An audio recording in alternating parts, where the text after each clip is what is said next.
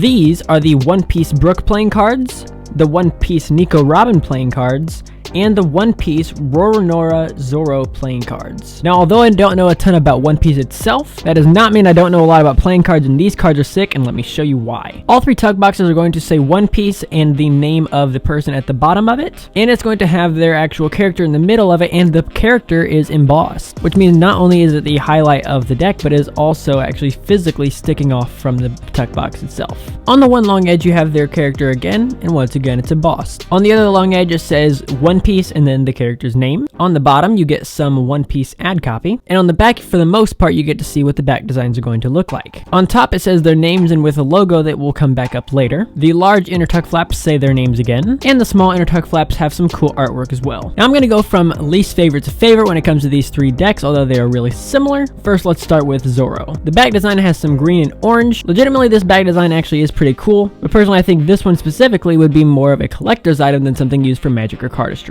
But don't get me wrong, it still looks great. Now we're on to the Nico Robin playing cards. These have a little bit more contrast than the green ones do, so I like this one a little bit better. And once again, handles beautifully. And now you're going to see why I like the Brook playing cards the best. It has this little wheel in the middle. It has his logos here and here. And it is probably one of the simplest designs of them all. You're going to see that the silver isn't just a regular silver. It's actually a metallic silver.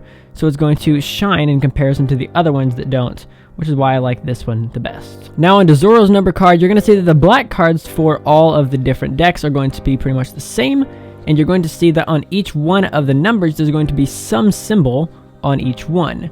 So you can check each of those out. There's either going to be a star or an X or a something on each one of the number card, which is definitely kind of fun, and that's going to be the same through each deck. So then you get the clubs that look like this, and hearts like this. So since all the black cards are the same, the only thing that's going to be different are these purple cards for the Robin edition. Definitely super cool, but the only difference is the fact that they're purple. And then for the Brook playing cards, you're going to see that all your red cards are now going to be in this metallic silver.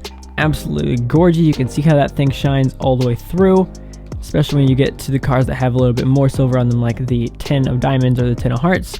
Still just gorgeous. Now we're on to the three aces for the Zoro playing cards. The two red cards, of course, are now green, and you have his Cross and Bones logo at the bottom, and it says One Piece at the top. And just like all the others, you have a different symbol in each one. These are your aces for the Robin playing cards, and your aces for the Brook playing cards. Now the core cards are going to be a little bit different from deck to deck, so I'm going to go through these a little bit quickly so you can make sure to see all of them for each deck and don't have to be watching this video for forever.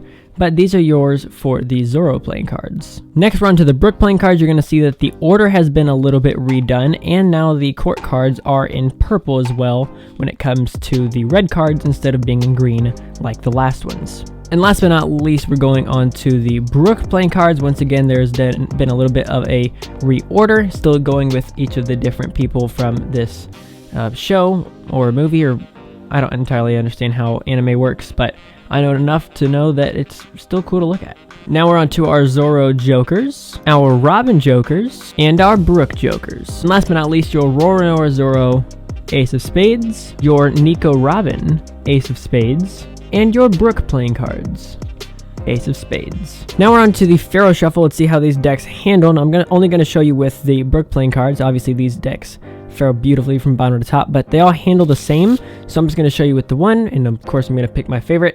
So now you don't have to watch this exact same thing happen 3 times. Once again, from top to bottom. What is happening there? Oh, that's why. Clearly no issues with the Faro Shuffle except for a slight user error.